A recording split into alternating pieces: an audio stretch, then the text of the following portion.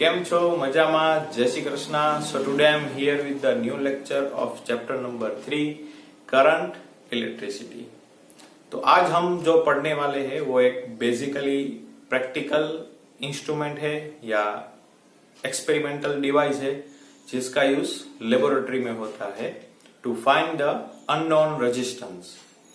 तो उसका नाम है meter bridge. Meter bridge basically work करता है on the principle of Wheatstone bridge. तो व्हीटस्टोन ब्रिज तो हम पढ़ चुके थे, जिसमें भी हमने पढ़ा था कि अगर ratio of left hand side and the ratio of right hand side are equal, then no need of resistance which is connected in the between of the bridge. तो क्योंकि उन दोनों का पोटेंशियल सेम हो जाता है, तो उसकी हेल्प से भी हम अननोन रेजिस्टेंस फाइंड करते थे. तो मीटर ब्रिज बेसिकली उसी प्रिंसिपल पे वर्क करता है और इसका वर्क भी यही है to find the unknown resistance. तो एक्सपेरिमेंटल भी हम देखेंगे कि वो किस तरह से रेजिस्टेंस फाइंड किया जा सकता है और उसके रिलेटेड टेक्स्ट बुक के या 2-3 सम्स देखेंगे. ठीक है, तो चलिए स्टार्ट करते हैं. आज का टॉपिक है मीटर ब्रिज. मीटर ब्रिज, उसका alternate that is it is a simplest experimental device, या उसे हम बोल सकते हैं प्रैक्टिकल डिवाइस which work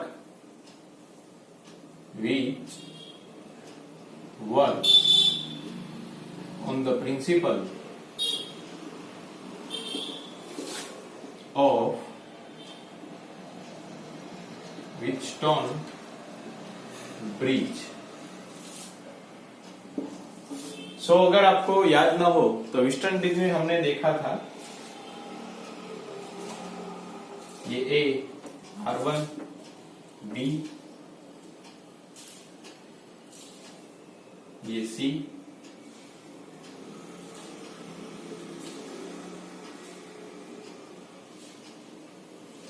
यहाँ पे D, R1, R2, R3, R4.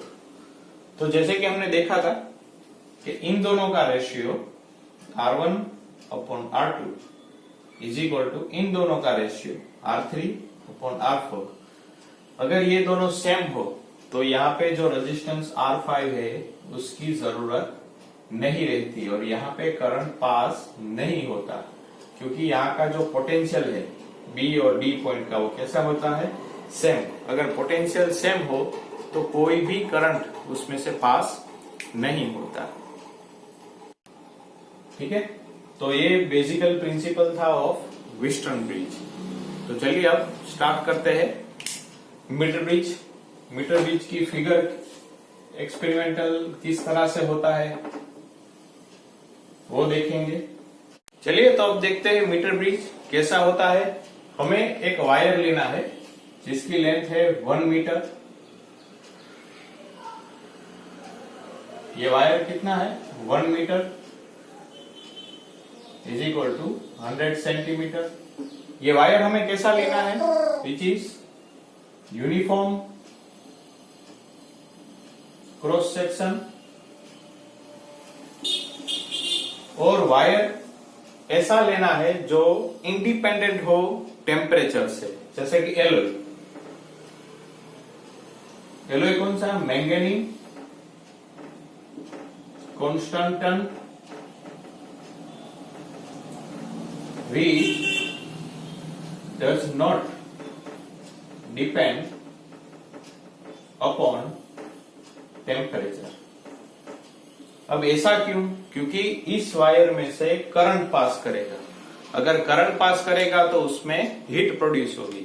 Heat की वजह से टेम्परेचर बढ़ सकता है और टेम्परेचर की वजह से रेजिस्टेंस चेंज हो सकता है. तो हमें ऐसा वायर लेना है जिससे रेजिस्टेंस चेंज ना हो. ठीक है, फिर यहां पे हमें कॉपर की प्लेट लेनी है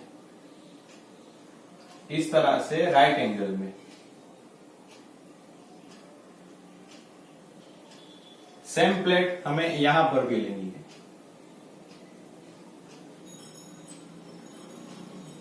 राइट एंगल में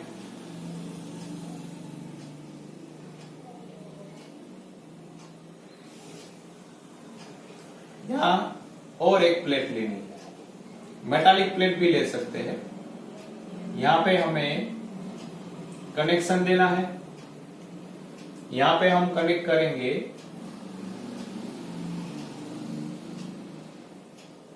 R, which is unknown resistance।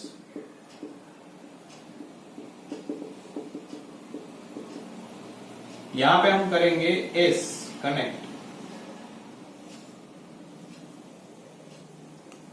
which is non resistance।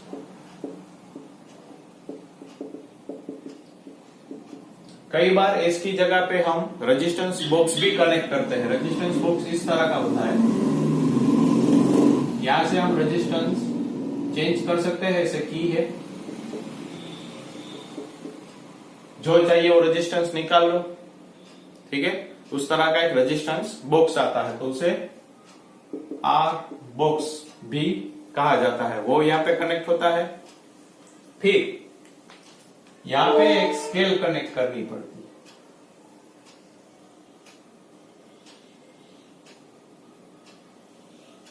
Metre scale, जिसमें इस तरह के स्केल हो।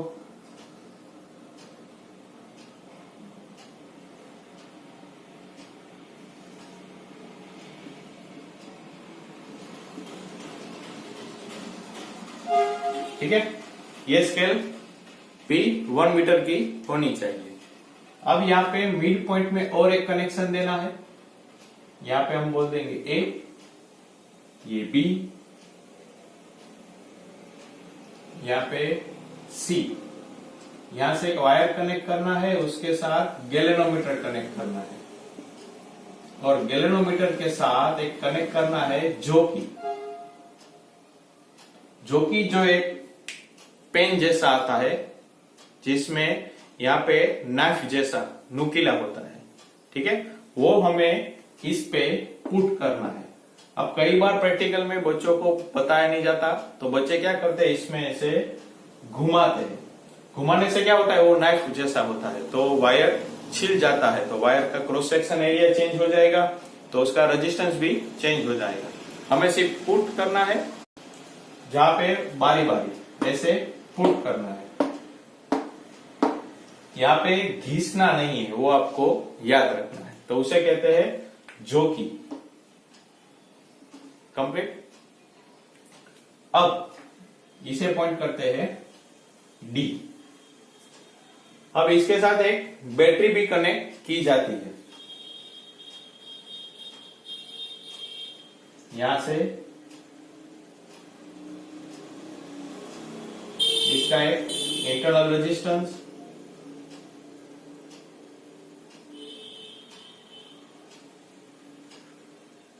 ये सेल, यहाँ पे रेजिस्टेंस। या रेजिस्टेंस कनेक्ट भी कर सकते हो या नहीं भी कर सकते, क्योंकि इसमें इंक्लूड भी हो जाता है, तो आप इस तरह भी कनेक्ट कर सकते हो, ठीक है। तो ये पूरा जो इंस्ट्रूमेंट यहाँ पे ड्रॉ किया गया है, वो बेसिकली होता है मीटर ब्रिज। सो आपको याद रखना है, आपको यहाँ पे एक वायर लेना है जिसका क्रॉस सेक्शन यूनिफॉर्म हो। वो किसका बनाया होता है, एलोय। एलोय में मैंगनीज, कॉन्स्टेंटन। ये वायर ही क्यों, क्योंकि ये टेम्परेचर पे इंडिपेंडेंट होते हैं, ठीक है। फिर हमें यहाँ पे मीटर स्केल भी कनेक्ट करनी है, जिससे हम लेंथ मेजर कर ले। फिर यहाँ पे 2 कॉपर की प्लेट कनेक्ट करनी है राइट एंगल पे, उस पर भी कनेक्शन देने हैं। और एक थर्ड प्लेट यहाँ पर भी कनेक्ट करनी है। आप मेटालिक प्लेट का भी यूज कर सकते हो। यहाँ पे जो रेजिस्टेंस कनेक्ट होगा वो आर अननोन रेजिस्टेंस होगा, मींस इसकी वैल्यू हमें फाइंड करनी है। यहाँ पे जो एस या रेजिस्टेंस बॉक्स होगा वो क्या होगा, नॉन रेजिस्टेंस या फिक्स रेजिस्टेंस, जिसकी वैल्यू हमें पता है, तो वो यहाँ पे कनेक्ट किया जाता है। उसकी जगह पे कई बार रेजिस्टेंस बॉक्स भी रखा जा सकता है। अब यहाँ मिड पॉइंट में वायर से एक गैल्वेनोमीटर कनेक्ट किया जा सकता है। गैल्वेनोमीटर क्या काम करता है, वो करंट की प्रेजेंस मेजर करता है। अगर करंट पास हो रहा है तो गैल्वेनोमीटर डिफ्लेक्शन करेगा। और उसके साथ एक नाइफ जैसा या एक पेन जैसा कनेक्ट होता है जिसे हम बोलेंगे जोकी। उसको घुमाना नहीं है, आपको सिर्फ वायर पे पुट करना है और इस तरह पुट करना है कि उसका और वायर का कनेक्शन हो, वरना इसमें डिफ्लेक्शन नहीं दिखाएंगे। ठीक है, तो ये पूरा अरेंजमेंट था मीटर ब्रिज का। अब एक्सपेरिमेंट स्टार्ट करते हैं। हमें क्या करना है, जैसे ही यहाँ पे सेल कनेक्ट करने के बाद यहां से करंट पास करेगा यहां, तो हमें फाइंड करना है नल पॉइंट। अब नल पॉइंट क्या है? Null point means zero deflection in galvanometer. Null point means the deflection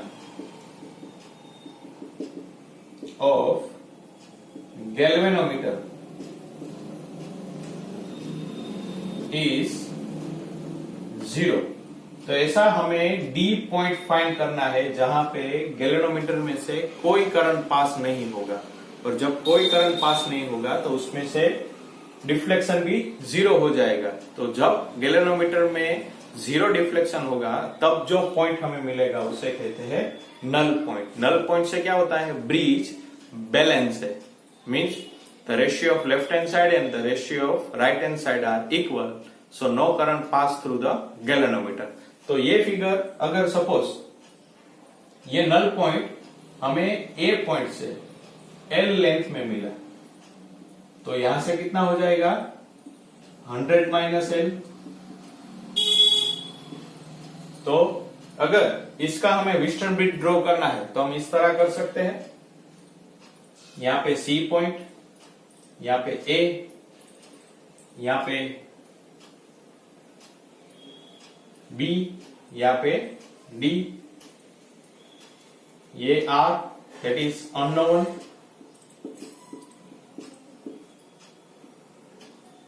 यहां पे एस दैट इज नॉन, यहां पे रेजिस्टेंस ऑफ पार्ट एडी, और यहां पे रेजिस्टेंस ऑफ पार्ट डीबी, यहां पे बीच में गैल्वेनोमीटर। अब जैसे ही ratio of R upon R AD is equal to S upon R DB equal हो जाएगा, तो यहां का पोटेंशियल और यहां का पोटेंशियल सेम हो जाएगा। So no current pass through, तो galvanometer and galvanometer show the 0 deflection. अब यहाँ पे किस तरह से वैल्यू पुट करेंगे, ठीक है, तो वो देखेंगे। तो यहाँ का मैं ये क्लीन कर देता हूं।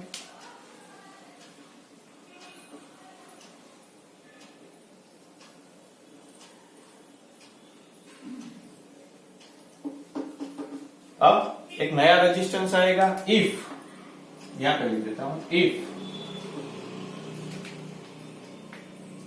small r ohm per centimeter is the resistance per unit length। Resistance per unit length means 1 centimetre में r ओम है, ठीक है। तो यहां पे कितनी लेंथ है, l सेंटीमीटर, तो यहां का रेजिस्टेंस मीन्स r ad हो जाएगा L R, और यहां का dB वो हो जाएगा 100 माइनस L इंटू R। सो ये दोनों वैल्यू इसमें पुट करते हैं। यहां पे R AD that is L R, यहां पे S, यहां पे 100 माइनस L इंटू R। तो यहां से R कट हो जाएगा, so R is equal to S L upon 100 minus L। तो इस इक्वेशन की हेल्प से हम अननोन रेजिस्टेंस R की वैल्यू फाइंड कर सकते हैं। कई बार इस इक्वेशन को ऐसे भी लिखा जा सकता है S L1 upon L2 where L2 is equal to 100 minus L1।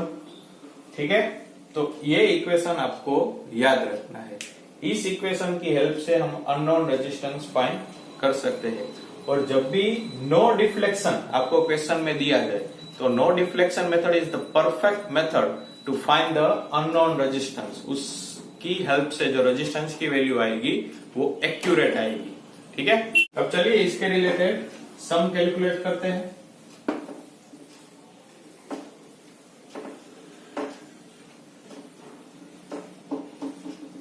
The question is, आपको यहाँ पे दो रेजिस्टेंस दिए गए हैं, 12 4 ओम, यहाँ पे एक अननोन रेजिस्टेंस R, यहाँ पे गैल्वेनोमीटर, फिर यहाँ पे जो कि D,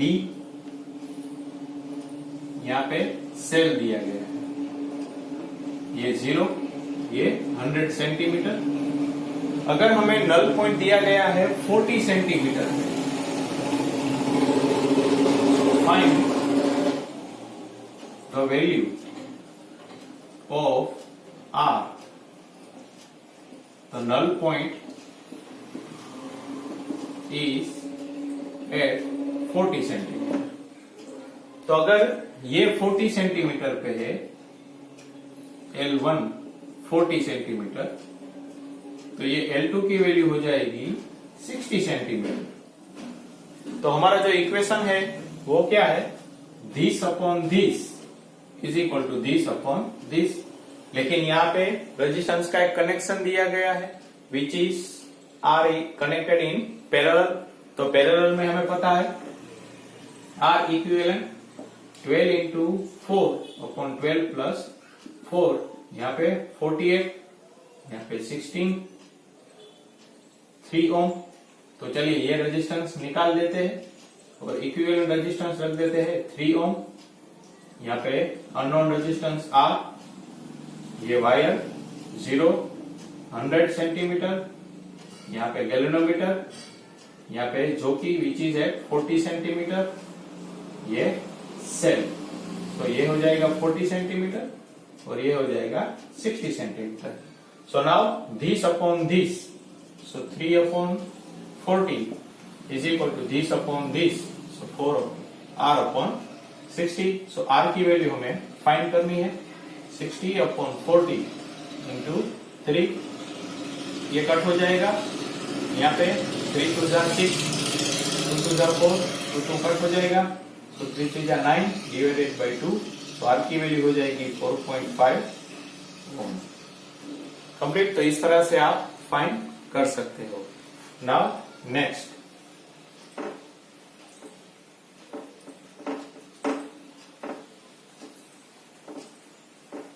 चलिए नेक्स्ट,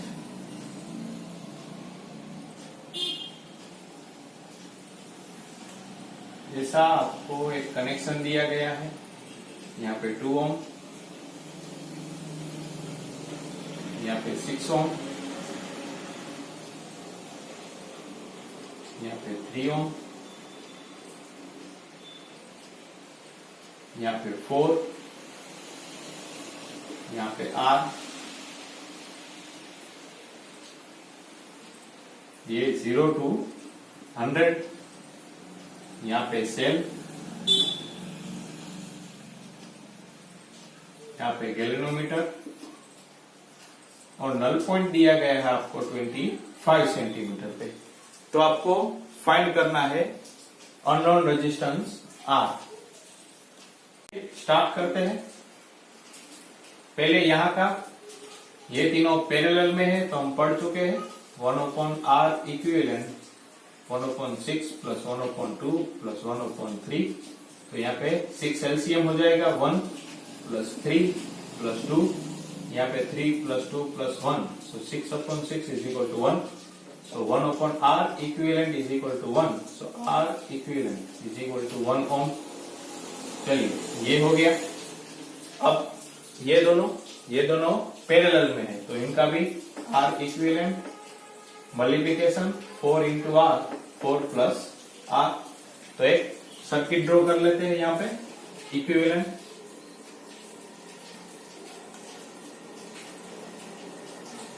यहाँ पे हो गया 1 ओम, यहाँ पे 4R, 4 + R,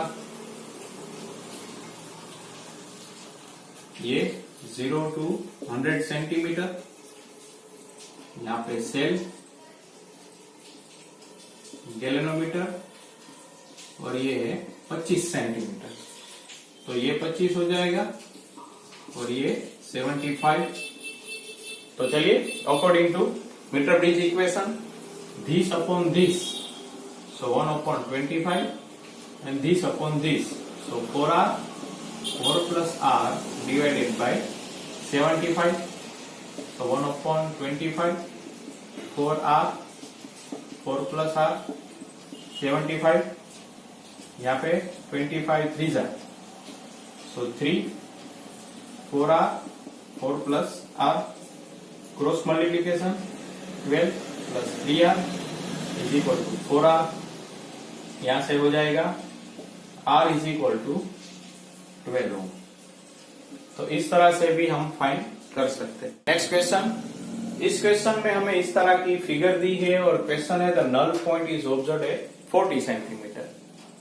if a 2 ohm resistance is added in the parallel to S, that null point shift at 25 centimeter. So find the value of R and S.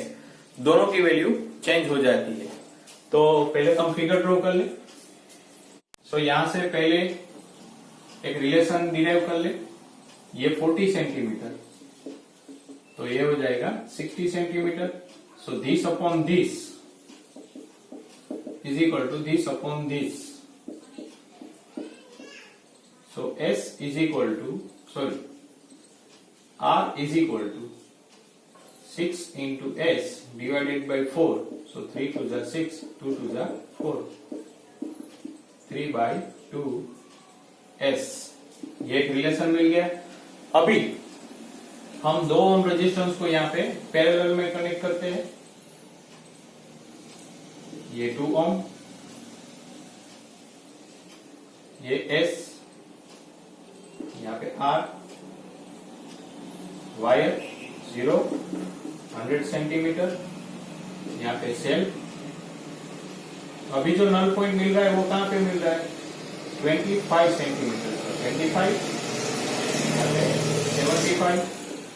तो इन दोनों का इक्विवेलेंट हो जाएगा 2 × S, 2 + S। चलिए अब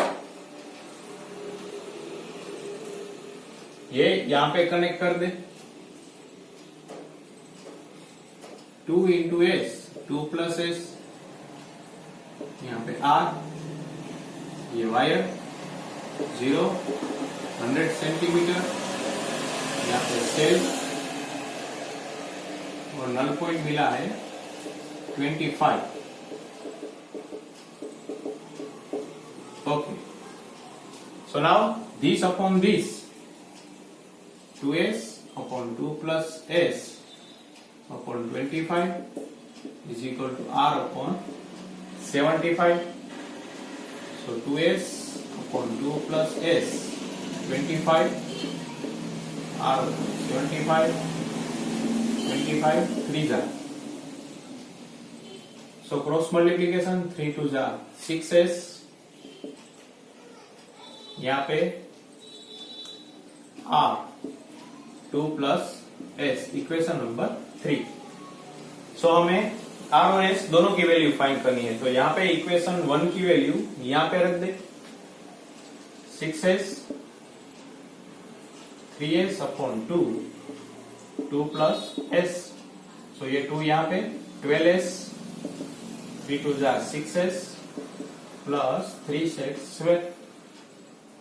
So 3x² ये 6 इस बाजू हो जाए तो 12 minus 6 6s, so 3s is equal to 6, so s is equal to 6 by 3, 2 ohm.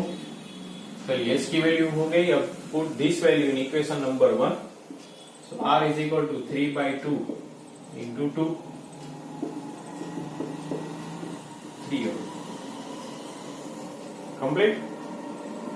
तो इस तरह से आप अगर कोई रेजिस्टेंस ऐड किया गया हो तो भी आप अननोन रेजिस्टेंस फाइंड कर सकते हैं. सो चलिए आज का होमवर्क. आपको क्वेश्चन पूछा गया है, in a metre bridge the null point found at a distance 33.7 centimetre from ए.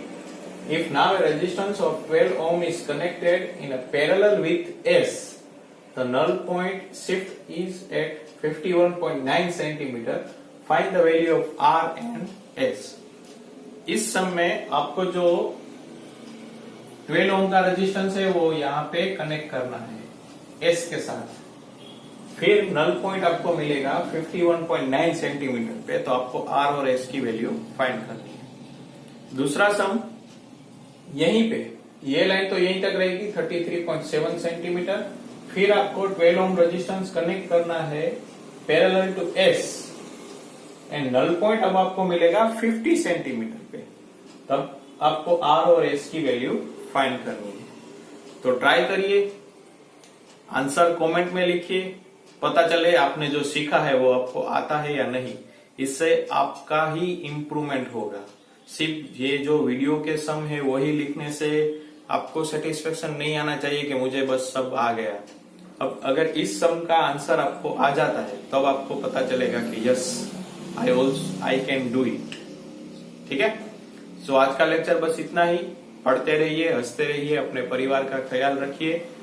जय श्री कृष्ण.